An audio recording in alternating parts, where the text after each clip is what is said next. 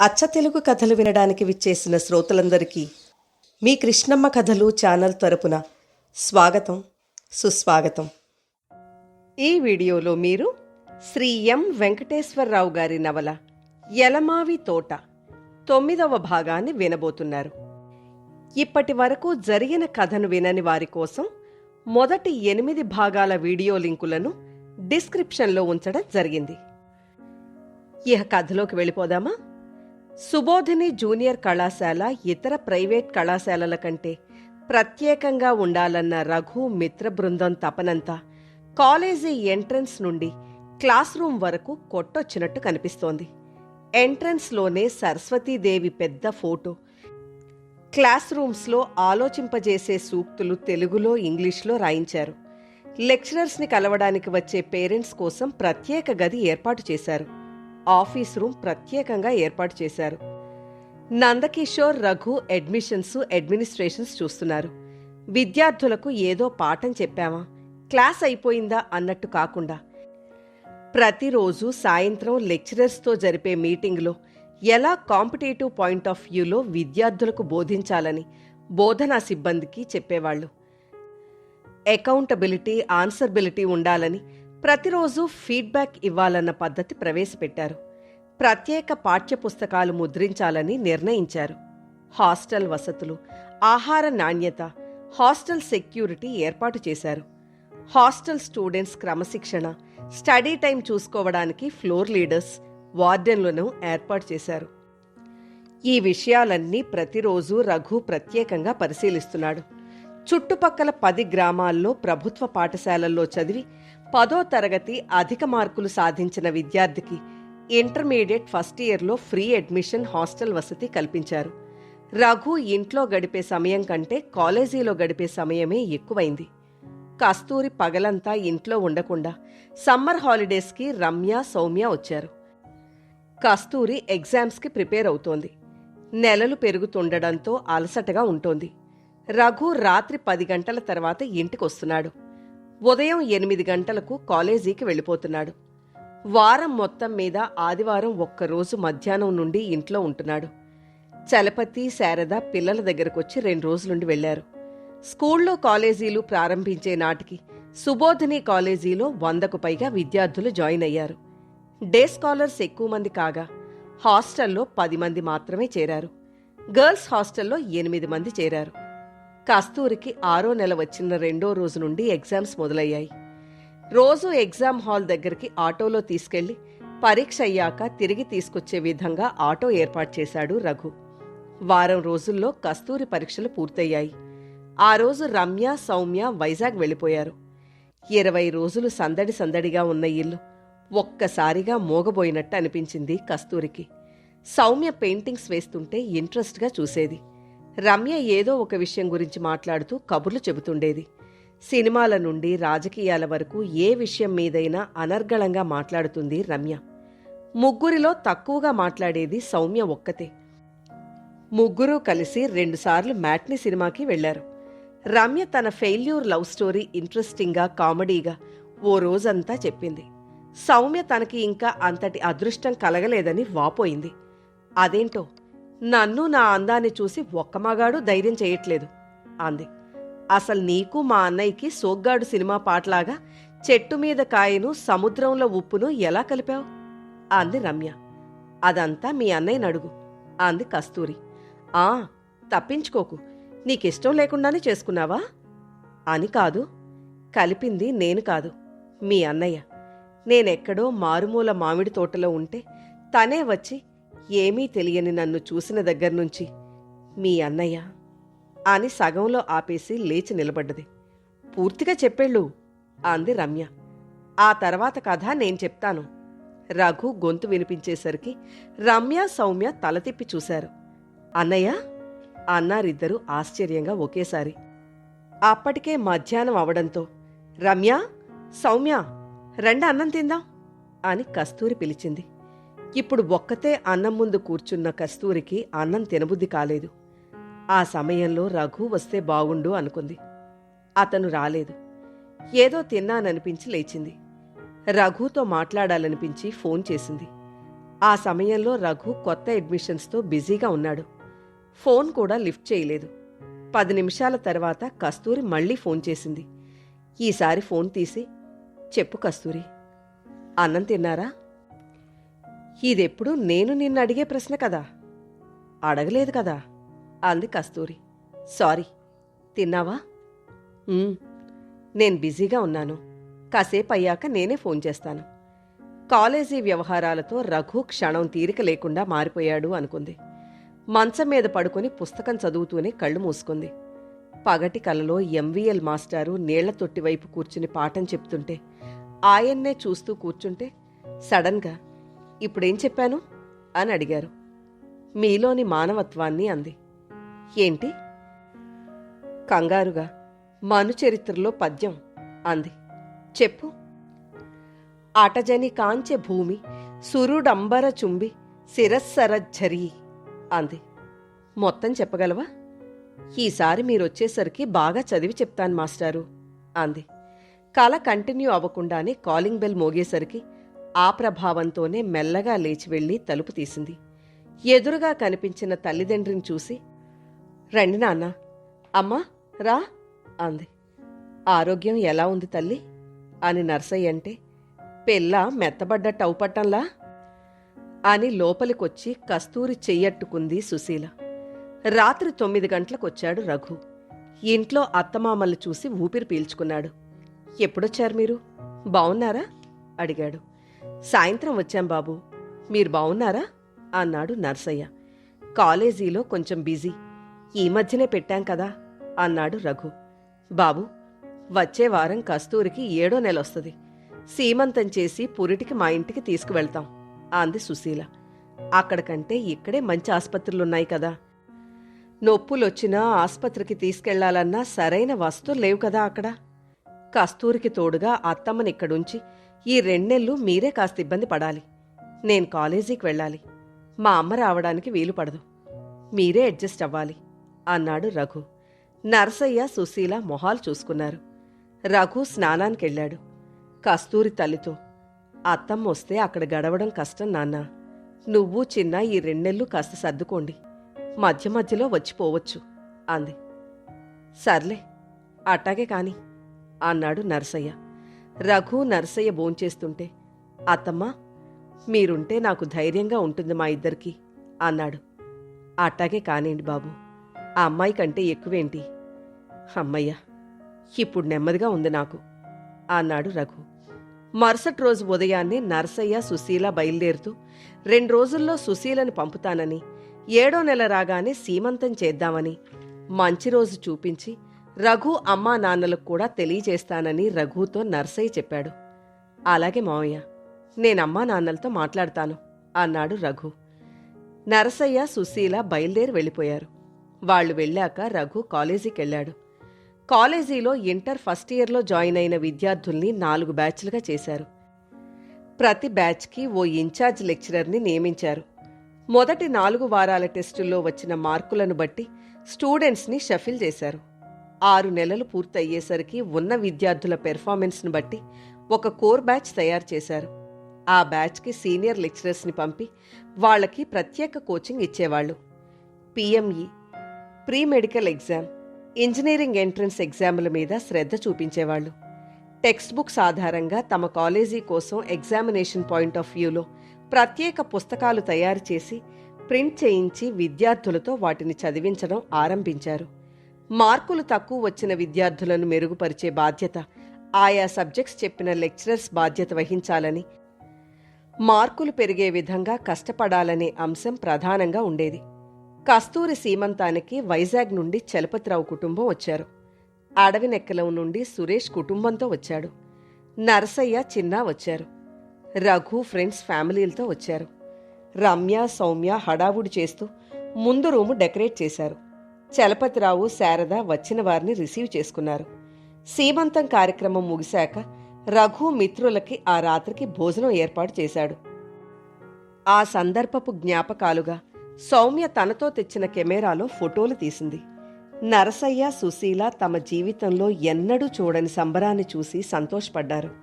సీమంతం వేడుక ముగిశాక సురేష్ టాక్సీలో వెళ్ళిపోయాడు. ఆ రాత్రి శారద, సుశీల కస్తూరికి దిష్టి తీశారు. శారద, సౌమ్య, రమ్య 2 రోజులుండి వెళ్లారు. ఇంట్లో సుశీల కూతుర్ని కాలు కింద పెట్టకుండా చూసుకుంటోంది. అత్తగారు ఉందన్న ధైర్యంతో రఘు కాలేజీ పనులు చూసుకుంటున్నాడు. ఉదయం 8 గంటలకు వెళితే రాత్రి 8 తర్వాతే వస్తున్నాడు. వారానికోసారి నర్సయ్య వచ్చి సాయంత్రం వెళుతున్నాడు. వచ్చేటప్పుడు కస్తూరికి ఇష్టమైనవన్నీ తెచ్చిస్తున్నాడు. మధ్యలో 2 సార్లు కస్తూరిని డాక్టర్ దగ్గరికి తీసుకెళ్ళొచ్చాడు రఘు. సుశీల ఇంటి పనులు, వంట పనులు చేస్తూనే కూతురికి, అల్లుడికి కావలసినవి సమయానికి చేసి పెడుతోంది. 2 రోజులకోసారి శారద, రమ్య, సౌమ్య ఫోన్లో మాట్లాడుతూ కస్తూరికి ఒంటరితనం లేకుండా కబుర్లు చెప్తున్నారు. శారద డెలివరీకి వారం రోజుల ముందు వస్తానంది. కస్తూరి రోజురోజుకి భారంగా నడుస్తోంది. రఘు కాలేజీకెళ్ళి సాయంత్రం 5 గంటలకు పనులన్నీ ముగించుకుని ఇంటికొస్తున్నాడు. పగలు 2-3 సార్లు కాలేజీ నుండి కస్తూరికి ఫోన్ చేశాడు. తను ఇంట్లో లేనప్పుడు అవసరం వస్తే ఆస్పత్రికి తీసుకెళ్లడానికి ఆటో ఏర్పాటు చేశాడు. సుబోధిని కాలేజీలో విద్యార్థులకు చదువు శ్రద్ధగా చెప్తున్నారనే విషయం మౌత్ పబ్లిసిటీ ద్వారా చుట్టుపక్కల గ్రామాల్లో వ్యాపించింది. పిల్లల ప్రోగ్రెస్ రిపోర్ట్ వారానికోసారి తల్లిదండ్రులకు పంపించడం, వాళ్ల నుండి ఫీడ్బ్యాక్ తీసుకుంటూ ఏ సబ్జెక్టుల్లో మార్కులు తక్కువ వస్తున్నాయో, ఎలా చదివించాలో ఓ ప్రణాళిక రూపొందించి ఆయా లెక్చరర్స్కే కాకుండా తల్లిదండ్రులకు పంపుతున్నారు. గవర్నమెంట్ కాలేజీల్లో చదివే స్టూడెంట్స్కి, సుబోధిని కాలేజీలో చదివే విద్యార్థులకి వ్యత్యాసాన్ని అటు విద్యార్థుల్లోకి ఇటు తల్లిదండ్రుల్లోకి చొచ్చుకుపోయేలా కొత్త కొత్త ప్రణాళికలు సిద్ధం చేస్తున్నారు రఘు మిత్ర బృందం. ఆ రోజు part time senior physics lecturer Bhaskar Rao ఓ విద్యార్థిని మార్కులు తక్కువ వస్తే వాడు ఎందుకు తక్కువ వచ్చాయని అడగ్గా చాలా కేర్లెస్గా సమాధానం చెప్పడంతో 2 దెబ్బలు వేశాడు. అందరి ముందు తనని కొట్టి అవమానించాడని తల్లిదండ్రులని కాలేజీకి తీసుకొచ్చాడా విద్యార్థి. ఫీజులు కడుతోంది పిల్లలను కొట్టడానికి కాదు, మార్కులు తక్కువ వస్తే వాణ్ణి దారిలో పెట్టి చదివించాల్సిన బాధ్యత మీదే అని బ్యాంక్ ఉద్యోగి అయిన ఆ పిల్లాడి తండ్రి భాస్కర్ రావుని నిలదీశాడు. రఘు, సత్యనారాయణ ఆ తల్లిదండ్రులు ముందే సదరు సీనియర్ లెక్చరర్ని పిలిచి కారణాలడిగారు. ఆయన చెప్పిన కారణాలకి తల్లిదండ్రులు సంతృప్తి చెందలేదు. ఇంకోసారి ఇలా జరిగితే కాలేజీ మాన్పిస్తానని బెదిరించి వెళ్ళాడు. వాళ్లు వెళ్ళాక భాస్కర్ రావుతో, మాస్టారు, 20 ఏళ్లు గవర్నమెంట్ కాలేజీలో పనిచేశారు. మీకున్న అనుభవం విద్యార్థులకు ఉపయోగపడాలి. కానీ ఇలా కొట్టడానికి కాదు. పైగా ఇది గవర్నమెంట్ కాలేజీ కాదు. పిల్లల్ని ఎలా కొట్టినా తిట్టినా ఊరుకోవడానికి. మనం ఇంకా బడ్డింగ్ స్టేజ్లోనే ఉన్నాం. కాబట్టి విద్యార్థులను కొట్టొద్దు. ఏదైనా సమస్య ఉంటే మాతో చెప్పండి అని సున్నితంగా చెప్పాడు రఘు. దానికి భాస్కర్రావు, ఇన్నేళ్ల నా సర్వీస్లో నాకంటే చిన్నవాళ్ల చేత ఇలా చెప్పించుకోవడం ఎన్నడూ జరగలేదు. అలాగే నా దగ్గర చదువుకొని ఎంతో ఉన్నత స్థానంలో ఉన్నవాళ్లు చాలామంది ఉన్నారు. తప్పు చేస్తే, మార్కులు తక్కువ వస్తే దండించకపోతే భయం ఎలా ఉంటుంది? స్టూడెంట్ చదవకపోతే నయానో భయానో చదువు చెప్పడం, దారిలో పెట్టడమే నాకు అలవాటు. అక్కర్లేదు, సిలబస్ కంప్లీట్ చేస్తే చాలు అంటే అలాగే చెప్తాను, లేదంటే రిజైన్ చేస్తాను అని ఒకంత నొచ్చుకొని వెళ్ళిపోయాడు. నిజానికి రఘు బృందం కూడా ఆయనను హర్ట్ చేసినందుకు ఫీల్ అయ్యారు. రఘు తర్వాత ఆయన్ని కలిసి సారీ చెప్పి, విషయం అర్థమయ్యేలా చెప్పి సహకరించమని రిక్వెస్ట్ చేశాడు. ఒక్కసారి లెక్చరర్స్ కాలేజీ నుంచి వెళ్లిపోయారన్న పేరొస్తే కాలేజీ ఆదిలోనే హంసపాదులా మారుతుందని ఆయనతో పనిచేస్తున్న లెక్చరర్స్కి మర్నాడు వివరంగా చెప్పాడు. మార్కులు తక్కువ వచ్చిన వాళ్లకి వీక్లీ, మంత్లీ టెస్టుల మార్కుల ఆధారంగా గ్రేడింగ్ సిస్టమ్ తీసుకురావాలని మిత్ర బృందం నిర్ణయించారు. ఆ రోజు శనివారం రఘు కాలేజ్కెళ్తుంటే కస్తూరి భారంగా కనిపించింది. బాబు, ఆ అమ్మాయి నలతగా ఉంది. ఇవాళో రేపో పురుడొచ్చేలా ఉంది. ఎందుకైనా మంచిది, ఇవాళ ఆస్పత్రికి తీసుకెళ్దాం అంది సుశీల. సరే అత్తమ్మా అన్నాడు. కస్తూరి దగ్గరికి వెళ్ళి, భయపడకు, ఇవాళ ఆస్పత్రికి వెళ్దాం అంటుంటే కాలింగ్ బెల్ శబ్దం అయింది. రఘు వెళ్ళి తలుపు తీశాడు. శారద వచ్చింది. తల్లిని చూడ్డంతోనే, అమ్మా రా లోపలికి, ముందుగానే చెప్తే నేనొచ్చి పికప్ చేసుకునేవాణ్ణిగా. పర్లేదులేరా అని లోపలికొచ్చి ఫ్రెష్ అయి వచ్చేసరికి సుశీల టీ ఇచ్చింది. కస్తూరొచ్చి, బావున్నారా అత్తయ్య అంది. ముందు నువ్వెలా ఉన్నావో చెప్పు. భారంగా ఉంది. 9వ నెలొచ్చి 15 రోజులైందిగా. అమ్మా, నువ్వొచ్చావు, నాకింకేం భయం లేదు అన్నాడు. అవునమ్మా, చదువుకున్నోళ్ళు మీరుంటే నాకు ధైర్యంగా ఉంటాది అంది సుశీల. కస్తూరి దగ్గరకొచ్చింది శారద. కస్తూరితో శారద కబుర్లు చెప్తుంటే, అమ్మా రా టిఫిన్ తిందాం అన్నాడు. అయ్యో బాబు, ఇంకా నేనేం చేయలేదుగా. పర్లేదు, శంకర్ విలాస్కెళ్ళి అందరికీ తెచ్చాను. శారద అందరికీ ప్లేట్లలో పెట్టిచ్చింది. టిఫిన్ తిన్నాక రఘు కాలేజీకి వెళ్ళిపోయాడు. పగలంతా కస్తూరి అత్తగారితో కబుర్లు చెప్తున్నా నలతగానే ఉంది. సాయంత్రం బాత్రూంకి వెళ్ళినప్పుడు బ్లడ్ స్పాటింగ్ కనిపించడంతో తల్లిని అత్తగారిని పిలిచింది కస్తూరి. భయపడకు, డెలివరీ టైం వచ్చింది, ఆస్పత్రికి వెళ్దాం అని ధైర్యం చెప్పి రఘుకి ఫోన్ చేసింది. రఘు వెంటనే ఇంటికొచ్చాడు వేగంగా. కస్తూరిని హాస్పిటల్కి తీసుకెళ్లారు. సరిగ్గా రాత్రి 8:10 కస్తూరికి నార్మల్ డెలివరీ అయ్యింది. పండంటి మగపిల్లవాణ్ణి ప్రసవించింది. రఘు కాలేజీకి లీవ్ పెట్టాడు.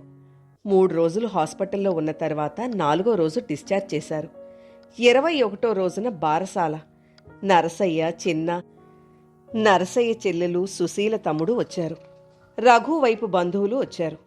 సౌమ్య, రమ్య హడావుడి చేస్తున్నారు. బంధువులు, కాలేజీ కొలీగ్స్ మధ్య కొడుకు బారసాల, నామకరణ కార్యక్రమాల్లో రఘు కస్తూరి కొడుక్కి వంశీకృష్ణ అని పేరు పెట్టారు. మరుసటి రోజు నరసయ్య, అయ్యా, కస్తూరిని మనవణ్ణి ఇంటికి తీసుకెళ్లి కొన్నాళ్ళు ఉంచుకుని పంపుతాం అన్నాడు చలపతి శారదలతో. మీరు ఇక్కడే ఉండండి, అక్కడ ఊరి చివరి తోటలో దోమలుంటాయి, దగ్గరలో సరైన ఆసుపత్రి కూడా లేదు అన్నాడు రఘు. కాదయ్యా, ఆ అమ్మాయికి పురుడెట్టాగు ఇక్కడే పోశారు, పచ్చి బాలింత కదమ్మా, ఓ 4 రోజులు తీసుకెళ్తాం అంది సుశీల. కరెక్టే, రఘు చెప్పేది కూడా కరెక్టే కదా, మీరిక్కడుండండి, మధ్య మధ్యలో ఆయన చిన్న వచ్చి వెళ్తుంటారు, మేం వీలు చూసుకుని వస్తాం అంది శారద. ఏమీ మాట్లాడలేక, అట్టాగేనమ్మా అని మధ్యాహ్నం నరసయ్య చిన్న వెళ్ళిపోయారు.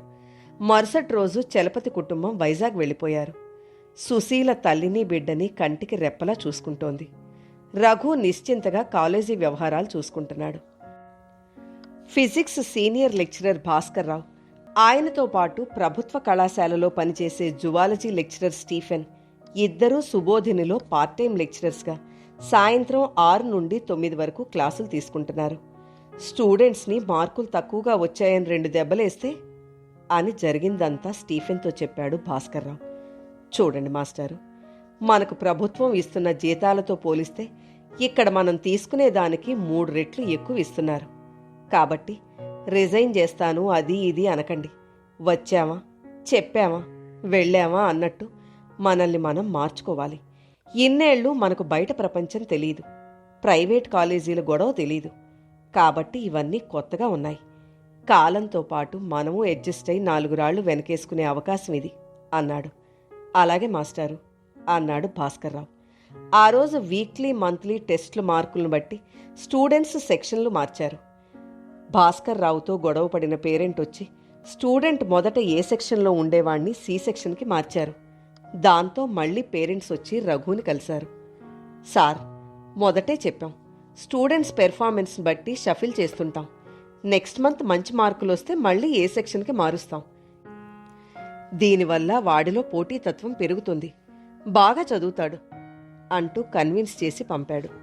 శారద, చలపతి 2 సార్లు వచ్చెళ్లారు. కుటుంబం మొత్తం ఓసారి వచ్చారు. చిన్నాకి టైఫాయిడ్ వచ్చింది. ఇంటి దగ్గర ఇబ్బందిగా ఉండడంతో నర్సయ్య వచ్చి సుశీలని తీసుకెళ్తానని చెప్పాడు. అప్పుడు ఇంట్లో ఉన్న శారద మనవణ్ణి కస్తూర్ని వైజాగ్ తీసుకెళ్తానని రఘుతో చెప్పింది. అమ్మా, బాలింతకి పుట్టింట్లో తొలిసారి బట్టలు పెట్టడం మా ఆనవాయితీ. అల్లుడు గారిని అమ్మాయిని 2 రోజులు ఉంచుకుని పంపుతామయ్యా అంది సుశీల. శారద, చలపతులకు సబబే అనిపించింది. అయితే ఓ పని చేద్దాం, మనందరం కలిసి నూజువీడు వెళ్లి మామిడి తోటలో 2 రోజులు గడిపి ఆ తర్వాత అందరం కలిసి వైజాగ్ వెళదాం. శానా సంతోషం, నేను ఇయ్యాలే వెళ్లి గెస్ట్ హౌస్ శుభ్రం చేసి ఉంచుతా అని నర్సయ్య వెళ్ళిపోయాడు. మర్నాడు టాక్సీలో రఘు అందర్నీ తీసుకుని తోటకెళ్లాడు. చాలా రోజుల తర్వాత తోటకొచ్చిన కస్తూరి కొడుక్కి రకరకాల పక్షుల్ని, చెట్లు చూపిస్తూ ఆడిస్తూ కొత్త అనుభూతికి లోనైంది.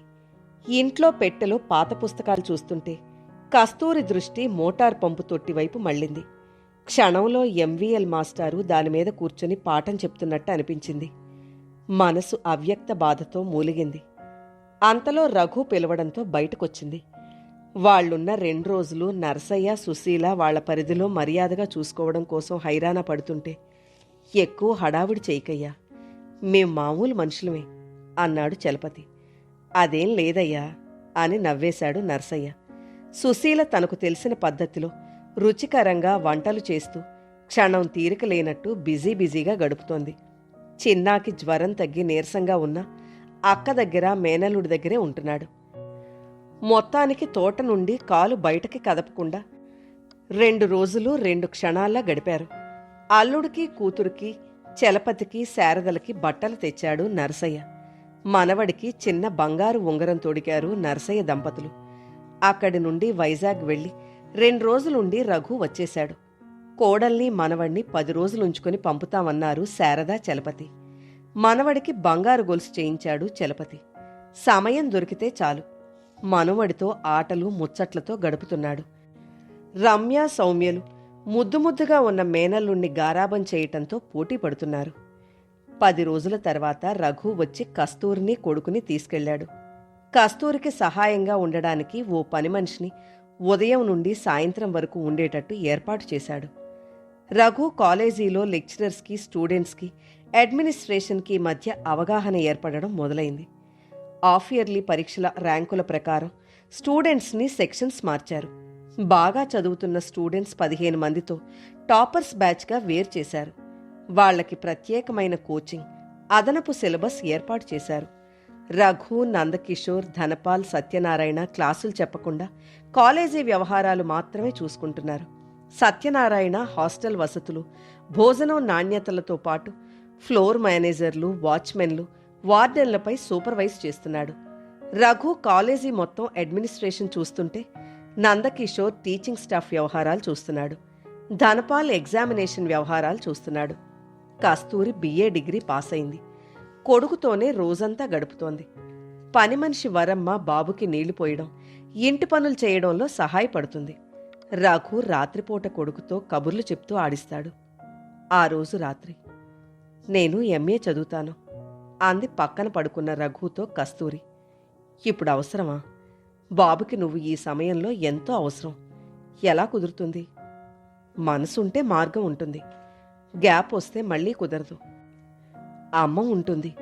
అందులోనూ MA కాబట్టి అంతగా క్లాసులకు వెళ్లాల్సిన పనుండదు. ఓసారి వెళ్తే చాలు. నాగార్జున యూనివర్సిటీకి వెళ్ళి అప్లై చేసొద్దాం. ప్లీజ్ అండి, ఆలోచిద్దాం అని ఆమెను దగ్గరకు తీసుకోబోతుంటే, ఆలోచిద్దాం కాదు, అప్లై చేద్దాం అనండి అంది గోముగా. అతని చేత అవుననిపించిన తర్వాత అతని కౌగిల్లో ఒదిగిపోయింది కస్తూరి. ఫస్ట్ ఇయర్ ఇంటర్లో టాపర్స్ బ్యాచ్లోనూ మిగిలిన సెక్షన్స్లోనూ మంచి మార్కులు సాధించిన విద్యార్థుల ఫోటోలతో కూడిన పోస్టర్ చేయించి గ్రామాల్లో, గుంటూరు సెంటర్లలో కాలేజీ ముందు పెద్ద హోర్డింగ్లు పెట్టించారు. మొదటి యాన్యువల్ డే సెలబ్రేషన్స్కి పలువురు ప్రముఖుల్ని పిలిచి ఘనంగా నిర్వహించారు. పబ్లిసిటీతో కాలేజీలో విద్యార్థుల చేరిక పెరిగింది. కస్తూరి MAలో చేరింది. యూనివర్సిటీకి మధ్యలో వెళుతోంది. వంశీకృష్ణని కస్తూరి మాస్టారు అని ముద్దుగా పిలుస్తుంది. రఘు వంశీ అని పిలుస్తాడు. నరసయ్య, చిన్న వారానికోసారి కస్తూరి దగ్గరకు వెళ్తుంటారు. కాలం మరో 2 ఏళ్లు వేగంగా ముందుకు కదిలింది. వేగంగా కదులుతున్న కాలంతో పాటు జీవితాలలోనూ వేగం పెరిగింది. ఇంటర్మీడియట్ 2వ సంవత్సరం పరీక్షా ఫలితాలొచ్చాయి. సుబోధిని కాలేజీకి MPC గ్రూప్లో స్టేట్లో 4th, 6th ర్యాంకులు, బైపీసీలో స్టేట్ 8th, 5th ర్యాంకులు వచ్చాయి. అవి త్వరితగతిన కాలేజీ నిలదొక్కుకోవడానికి ఎంతో దోహదపడ్డాయి. విద్యార్థుల చేరిక సంఖ్య పెరగడంతో తల్లిదండ్రుల ఎక్స్పెక్టేషన్స్ కూడా పెరిగాయి. హాస్టల్లో విద్యార్థుల సంఖ్య పెరిగింది. స్వల్పంగా ఫీజులు పెంచారు. హాస్టల్లో ఫుడ్ క్వాలిటీ తగ్గకుండా ప్రతిరోజు పర్యవేక్షిస్తుంటారు.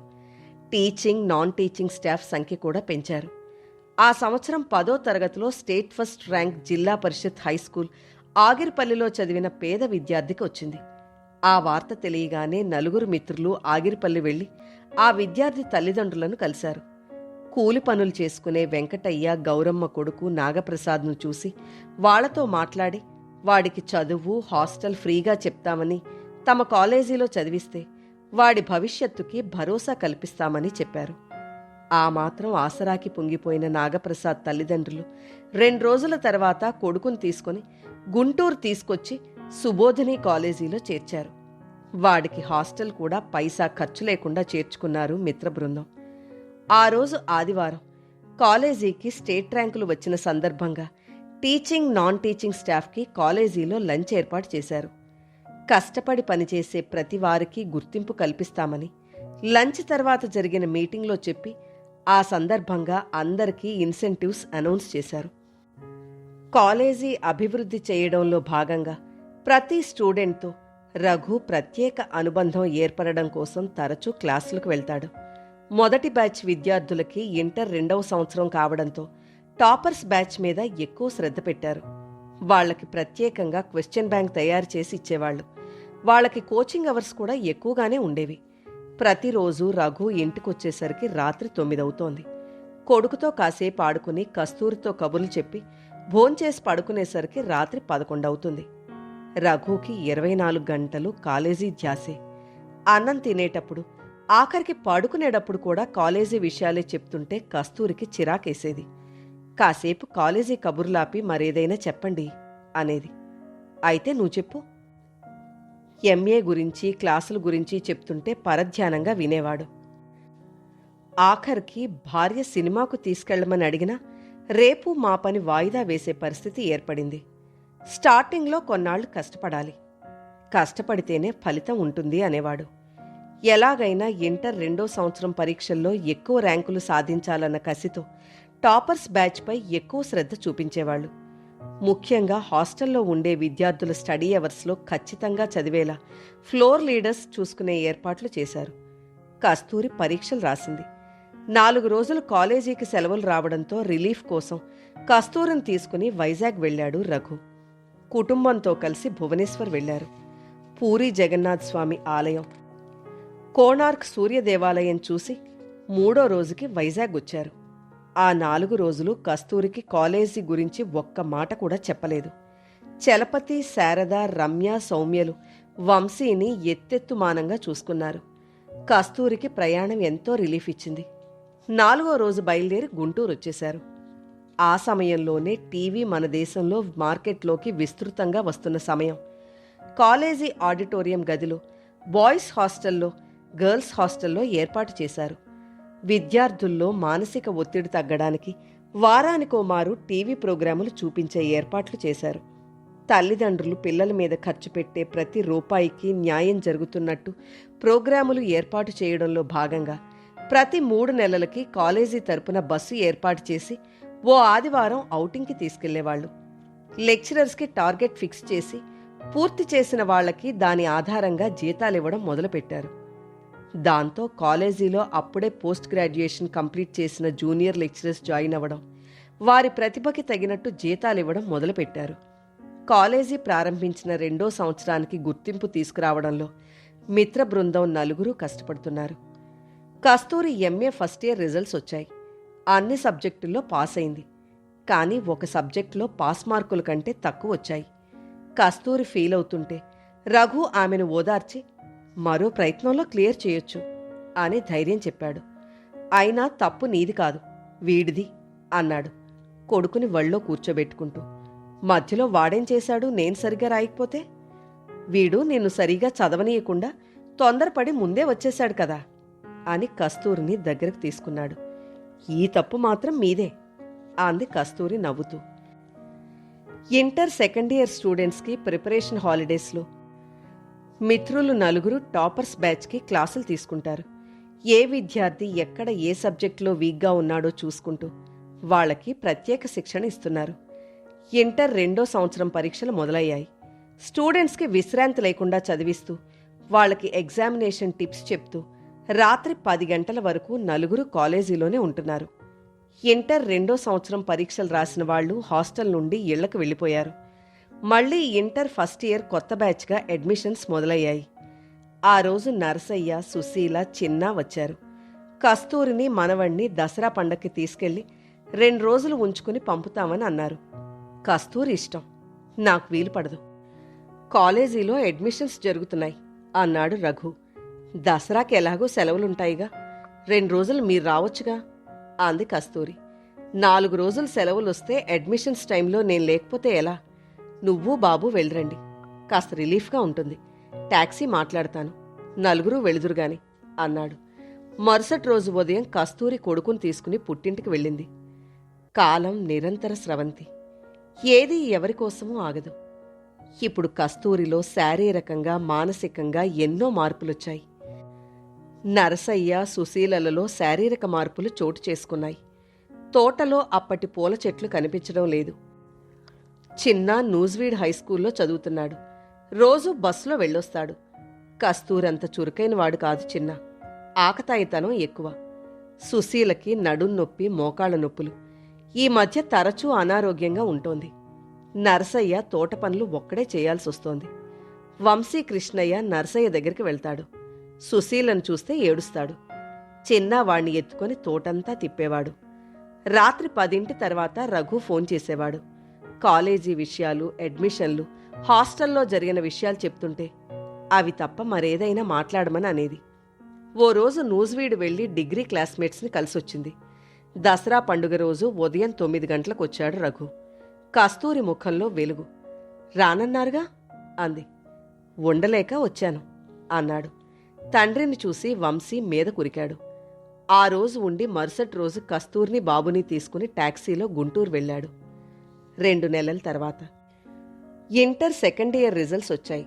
సుబోధిని కాలేజీకి బైపీసీలో 10లోపు 3 ర్యాంకులు, 20లోపు 4 ర్యాంకులు, ఎంపీసీలో 10లోపు 2 ర్యాంకులు, 20లోపు 3 ర్యాంకులు వచ్చాయి. అంతే. మిత్ర బృందం, లెక్చరర్స్ విద్యార్థులతో ఘనంగా వేడుకలు జరపాలని నిశ్చయించుకున్నారు. మంచి ఫలితాలు రావడంతో విద్యార్థుల తల్లిదండ్రులు హర్షం వ్యక్తం చేశారు.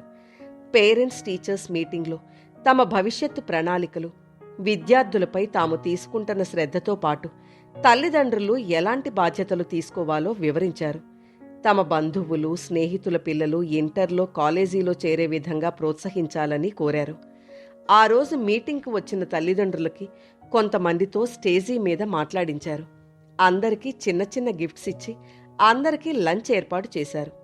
దాంతో చుట్టుపక్కల గ్రామాల నుండి అడ్మిషన్ల సంఖ్య పెరిగింది. కొత్త లెక్చరర్స్ని రిక్రూట్ చేసుకున్నారు.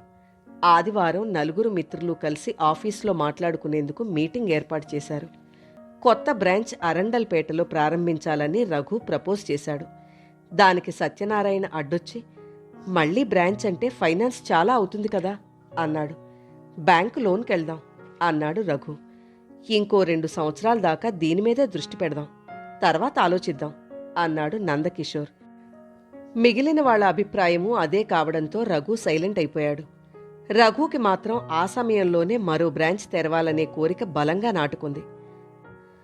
ఆ సంగతి తాత్కాలికంగా వాయిదా వేశాడు. సెక్షన్లు పెంచారు. ఒక్కో సెక్షన్లో విద్యార్థుల సంఖ్య పెరిగింది. అదను చూసి మరోమారు రఘు మిత్రులతో అరండల్పేట బ్రాంచ్ తెరవాలని అభిప్రాయం వ్యక్తం చేశాడు. ఈసారి అతని అభిప్రాయాన్ని నందకిషోర్ తప్ప మిగిలిన 2 సపోర్ట్ చేయడం, దానికి తోడు క్యాంపస్లో విద్యార్థుల చేరిక పెరగడంతో రఘు చెప్పింది సబబే అనిపించింది. అరండల్పేటలో బిల్డింగ్ చూడడం, లీజుకి బిల్డింగ్ తీసుకోవడం, ఫర్నిచర్, స్టాఫ్ ఎంపిక చేయడం 2 నెలల్లో వేగంగా జరిగిపోయాయి. కొత్త బ్రాంచ్కి ఆ ఏరియా నుండి వచ్చే విద్యార్థులను పంపించారు. రఘు, ధన్పాల్ మెయిన్ బ్రాంచ్ చూసుకునే విధంగా, సత్యనారాయణ, నందకిషోర్ అరండల్పేట బ్రాంచ్ చూసుకునే విధంగా మాట్లాడుకున్నారు. టీచింగ్లో ఫెయిల్ అయిన చంద్రశేఖరాన్ని మెయిన్ బ్రాంచ్ ప్రిన్సిపాల్గా, సుబ్బారెడ్డిని అరండల్పేట ప్రిన్సిపాల్గా నియమించారు. మిత్ర బృందం వారానికోసారి 4 కలుసుకునేవాళ్లు. ప్రతిరోజు అప్డేట్స్ ఫోన్ ద్వారా షేర్ చేసుకునేవాళ్లు. కస్తూరి ఫెయిల్ అయిన సబ్జెక్ట్ పరీక్ష కోసం ప్రిపేర్ అవుతోంది. వంశీ అమ్మ, తాత, అత్త అంటున్నాడు. తప్పటడుగులు వేస్తున్నాడు. ఆ రోజు చలపతి, శారద వచ్చారు. భోజనాలయ్యాక, నాన్న, వైజాగ్లో మా కాలేజీ బ్రాంచ్ తెరిస్తే ఎలా ఉంటుంది అన్నాడు. బాగానే ఉంటుంది, కానీ ఇంత త్వరగా ఎందుకు? ఇంకా ఎక్స్పీరియన్స్ వస్తే బావుంటుందేమో, ఆలోచించు అన్నాడు. ఆలోచిస్తూ కూర్చుంటే టైం వేస్ట్ నాన్న ఆలోచన వచ్చినప్పుడే అనుకూల పరిస్థితులు కల్పించుకుని అమలుపరిచినప్పుడే విజయం వరిస్తుంది. మధురవాడలో మనకున్న స్థలంలో కాలేజీ కడదాం అన్నాడు. ఇప్పుడంత డబ్బు, ఆ సంగతి నాకు వదిలేయండి. ఆ స్థలం రమ్య సౌమ్యల పెళ్ళప్పుడు అమ్ముదాం అనుకున్నాను. అసలది కొన్నదే వాళ్ల పెళ్ళిళ్ల కోసం. వాళ్ళిద్దరికీ పెళ్ళిళ్ళు చేసే బాధ్యత నాది అన్నాడు. ఆలోచిద్దాం కాదు నాన్న, అమలు చేద్దాం అనండి అన్నాడు. అమ్మా, నువ్వేమంటావు? అది మీ తండ్రి కొడుకులు తేల్చుకోవాల్సిన విషయం. కానీ రమ్య సౌమ్యలు పెళ్ళిళ్ళు చేయాలనే విషయం మర్చిపోకండి అంది. అటువంటి పరిస్థితి వస్తే అప్పుడే అమ్మేద్దాం. కానీ అలాంటి పరిస్థితి రానివ్వను, నన్ను నమ్మండి అన్నాడు రఘు.